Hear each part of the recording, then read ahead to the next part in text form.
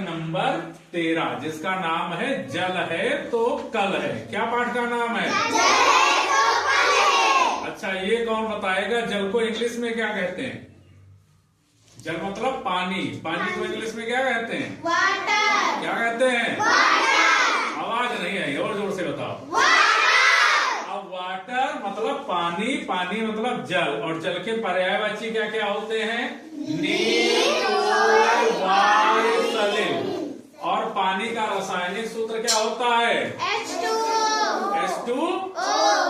अच्छा, ये बताओ पानी का प्रयोग हम काहे काहे में करते हैं? नहाने में, कपड़े धोने में, खाना बनाने में और सिंचाई करने में। ठीक ठीक, बहुत बढ़िया। ये बताओ सिंचाई किस चीज की जाती?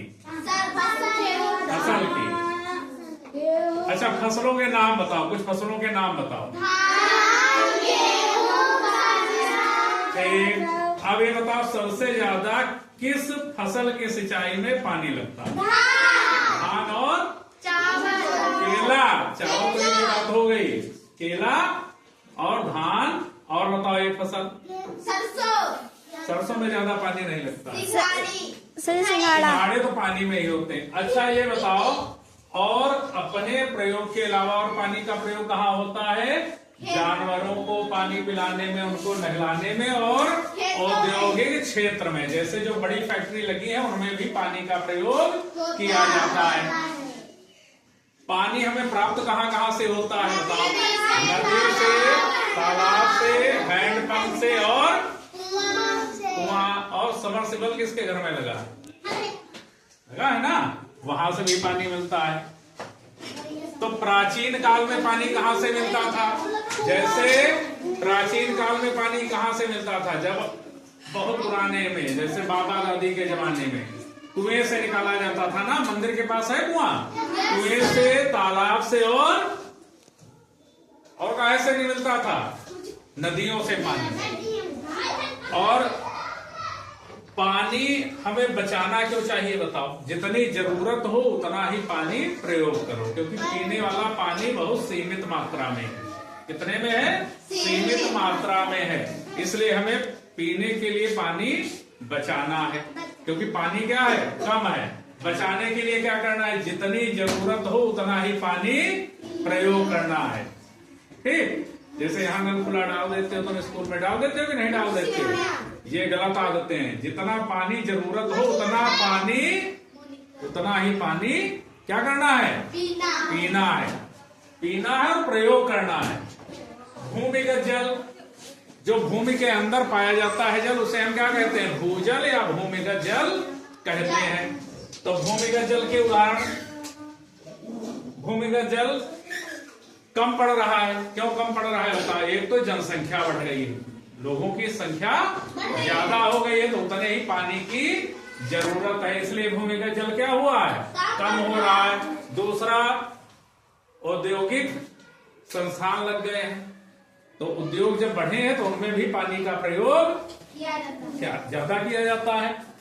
और जल को एकत्र नहीं करने के कारण भी भूमिगत जल क्या हो रहा है? कम पड़ रहा है। जल संचय भी जरूरी है। जैसे पुराने जमाने में तालाब पोखर खोदे जाते थे। अब हम लोग प्राचीन काल से मानव जाति जानती है कि बिना पानी के काम नहीं चलना है, इसलिए प्राचीन काल में भी, मौर्य काल में जल प्रबंधन की उचित व्यवस्था की गई थी। और तुमने सम्राट अशोक का नाम सुना होगा, उन्होंने भी कुएं, तालाब और जलाशय खुदवाए थे। गुप्त शासकों और फिरोज शाह तुगलक ने भी जल संचयन के लिए बहुत प्रयास किए थे। अब जल संचय क्या होता है? जल संचय होता है जल को बचाना। जैसे बारिश होती तो हर जगह पानी बरसता ना, तुम्हारी छत पे बरसता है, आंगन में बरसता है। अम्मा जरा देख तो ऊपर, ये वाली कविता पढ़ी कि नहीं पढ़ी? तो उस तरीके से पानी हर जगह बरसता है। उस पानी को हमें बचाना है। जैसे स्कूल में तुम्हारे क्या बनाया गया है? छत पे पानी एकत्रित होता है और इधर क्या है? गड्ढा बनाया गया है। तो वो क्या है? जल संचय का एक तरीका है। तो हम जल संचय कहाँ कहाँ कर सकते हैं बताओ? तालाब में कर सकते हैं, और पुनर्भरण गड्ढों द्वारा जल संचय कर सकते हैं।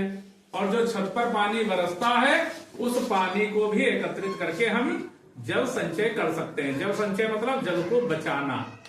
अब जब बारिश हुई और वो गड्ढे में पानी हमने एकत्रित कर लिया, तालाब में एकत्रित कर लिया, तो धीमे धीमे वो कहाँ पहुंच जाता है? जमीन के अंदर।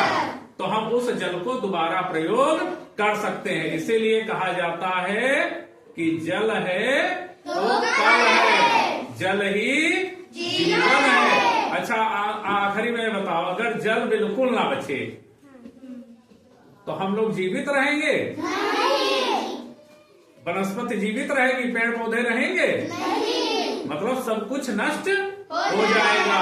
इसलिए सब लोग शपथ लो कि हम जल को बचाएंगे। सब लोग कहेंगे एक साथ कि हम लोग जल को बचाएंगे और उसे बेवजह निरर्थक रूप से नहीं बहाएंगे।